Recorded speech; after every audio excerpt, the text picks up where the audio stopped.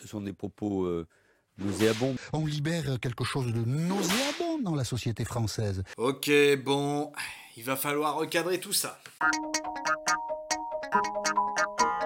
Quand tu ne sais pas comment parler, quand tu ne sais pas comment penser, quand tu ne sais pas philosopher, demande au logicien. Ah bon? Demande au logicien. D'accord. Demande au logicien. Oui, bon, ça va, j'ai compris. Il commence à me gonfler celui-là. Nauséabond, oui, c'est un terme que l'on emploie tout le temps. Des propos nauséabonds, un climat nauséabond, mais qu'est-ce que ça veut dire ? Littéralement, nauséabond, ça veut dire qui provoque la nausée. Des propos nauséabonds. Est-ce que réellement on a en face de nous quelqu'un qui pue tellement de la bouche qu'à chaque fois qu'il l'ouvre, on a envie de vomir ? Prends bien l'air par le ventre. Ou bien peut-être d'un climat trop chargé en soufre qui nous ferait rendre notre petit déjeuner avant même que nous l'ayons avalé ? Non, et c'est bien le problème, parce que lorsque l'on emploie le mot nauséabond en politique, il devient une métaphore. Pour que je ne parle pas dans le vide, il faut que tu saches ce que c'est qu'un mot. Un mot, c'est avant tout un son de voix qui a pour vocation de signifier un concept. Mais alors, quoi c'est qu'un concept ? Un concept, c'est le résultat d'une activité intellectuelle très précise. En réalité, lorsque tu vois un homme, eh bien, tu vas retenir en toi, par ton imagination, une similitude de cet homme. Ton intelligence va abstraire à partir de cette similitude une autre similitude, et cette autre similitude, ça s'appellera le concept. Non, moi je crois qu'il faut que vous arrêtiez d'essayer de dire des trucs. T'as rien compris ? En réalité, je m'en fiche un petit peu, parce que le plus important n'est pas là. Le plus important, c'est que, pour exprimer ce concept, tu vas inventer un son de voix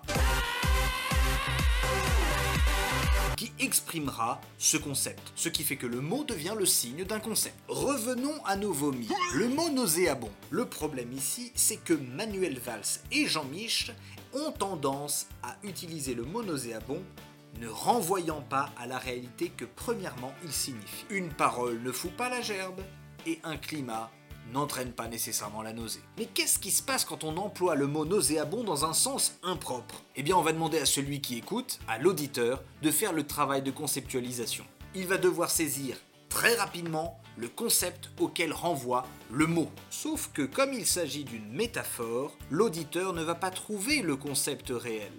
Et il va donc se rattacher à la seule chose dont il a à sa disposition, à savoir les sentiments que ce mot provoque. Résultat, dans le cas des propos nauséabonds ou un climat nauséabond, l'auditeur va se dire nauséabond, c'est ce qui fout la nausée. Ce qui fout la nausée, c'est pas bien. Donc les propos nauséabonds, ça n'est pas bien. Bon, il faudrait inverser les prémices, mais crois-moi, on n'en est pas là. Ainsi, plutôt que d'argumenter ou de définir ce qui gêne réellement dans les propos en question ou dans le climat en question, on va s'appuyer sur des sentiments que l'auditeur va recevoir ou que l'on va chercher à provoquer chez lui. On appelle cela de la manipulation. Dans une discussion ou un débat, la première chose à faire, c'est se mettre d'accord sur les termes que l'on emploie. Et si la personne avec qui vous êtes en train de discuter se met à user de métaphores, demandez-lui de définir les termes qu'il emploie. Vous observerez bien souvent la béance de l'intelligence de votre interlocuteur, qui, plutôt que d'utiliser la bouche pour vous dire des inepties, ferait mieux d'employer d'autres orifices plus propres à sa production. En l'occurrence ici, nous venons d'utiliser plusieurs métaphores. À vous d'en saisir le sens, bien que ça ne soit pas très compliqué.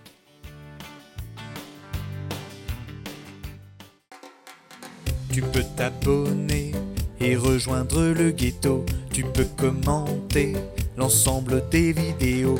Tu peux partager à ceux qui aiment la philo.